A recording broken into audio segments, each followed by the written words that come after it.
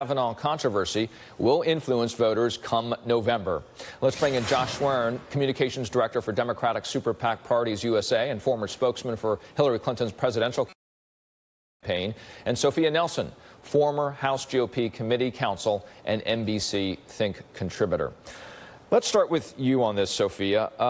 When we look at the Kavanaugh decision, and we're getting a lot of reaction at the moment in terms of the letter that was released, in terms of Dr. Ford being willing to at least offer firsthand information related to this entire incident.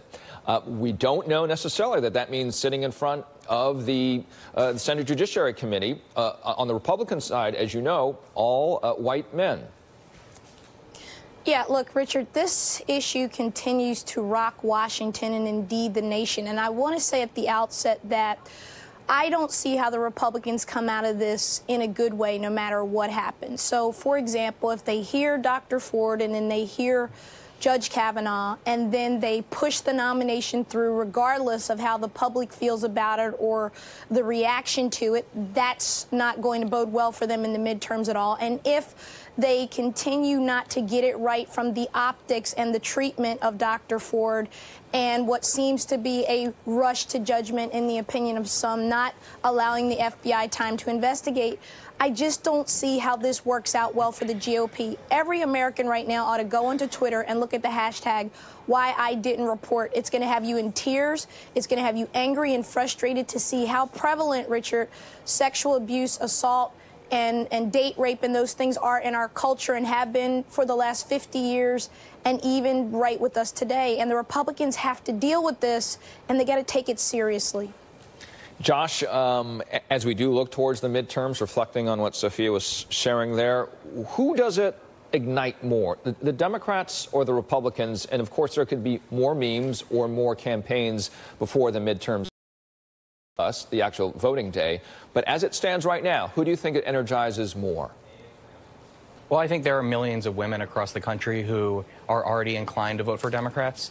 But when they see Republicans in the Senate and the President of the United States attacking a sexual assault victim the way that they have been, it's just going to fire them up and hurt them and anger them even more. And I do think they're going to bring that to the ballot box and take it out with their votes. And that's what they should do. And you're already seeing this in North Dakota, for instance. Kevin Cramer, who is running in a very red state, is on the defensive because he suggested that it's absurd for teenagers who are drunk to be able to be sexually assaulted. And that kind of comment from Republicans is going to be heard far and wide and is going to really hurt them in November, and they have a lot to be afraid of. When we do look at the president, though, here, Sophia, he is out on the campaign trail, and despite the comments that have been made in the past, and then specifically with regard to Dr. Ford overnight, and we know that Senator Collins was not in favor of the comment being made coming from the President of the United States. She is a key vote for Kavanaugh, clearly, on this. But when we look at those statements coming from the president,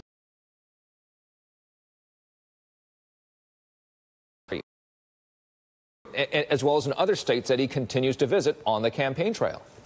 Well, two specific things. One, I don't think any of us should be surprised that President Trump lost his earlier restraint in the early part of the week and did what he did on Twitter. Here's a man who's the President of the United States, but was himself credibly accused by over a dozen women of sexual assault, harassment. He admitted on a tape, the infamous tape we all know, that he likes to grab women by certain parts of their body. So I kind of dismiss him now, which is sad because he is the President of the United States. So I expect him to say the most ridiculous, obnoxious, and insensitive things ever. That's the first point. I think the second here that we have to look at is what's going to happen with the Trump base versus the Democrat base, which, as your other guest said, is energized. And this, again, I'm going to go back to my earlier point, Richard. The Republicans don't come out of this winners. Judge Kavanaugh, in my opinion, needs to withdraw. They need to put somebody else in here for a selection and for the Senate to review. This is just a mess at this point, and it's only going to get worse, and Trump's not helping himself or the party. Does the Senate here, Josh, and it's been discussed, certainly it's been watching the Cook Political Report as well as other, can stay in Republican control despite some of these developments lately with the president coming out, making such statements, as well as the Kavanaugh confirmation hearing coming out at the moment, that there still is some mathematics that say that in the Senate, that the Republicans can maintain control despite all of the negativities that could come from these latest headlines? Oh, absolutely. This is one of the toughest maps in history for Democrats. So while we have a very good chance of taking back the House, the Senate is an uphill battle still.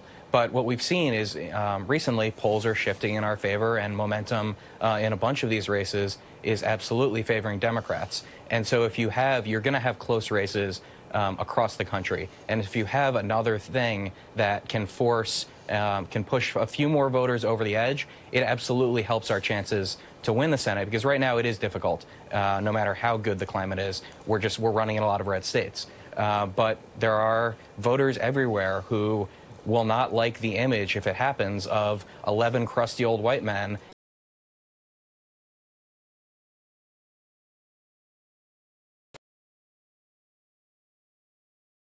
There's a statistic I think you know well from the Association of American Universities. 27% of female college seniors report that they have experienced some sort of sexual assault. You yesterday on Twitter also made your own declaration on why I didn't report. Yes. Can you share with us that experience and why many voters might be remembering this very idea? And I'm sorry, we only have is about 30 seconds. Yeah, I mean, I won't get into specifics. You can go read my Twitter feed, but I was compelled, like a lot of women and men, by the way, who shared their stories, because the reality is we don't talk about it. I just recently informed my mother and my brother about it 43 years after it happened, and I'm 51. So I understand the college statistics. I do a lot with women, as you know. I talk to young women, work with them, and this is something we've got to change in our culture, but we've got to talk to our young men, and we've got to get them to understand that drinking and touching girls and all of that has to stop, and that we have to shift the culture. And these hearings are going to do that one way or the other. Sophia Nelson, thank you for sharing your story. Josh Warren as well, thank you for being here. Our coverage of the breaking news continues at the top of the hour. Don't go anywhere. Brett Kavanaugh's accuser has agreed to tell her story.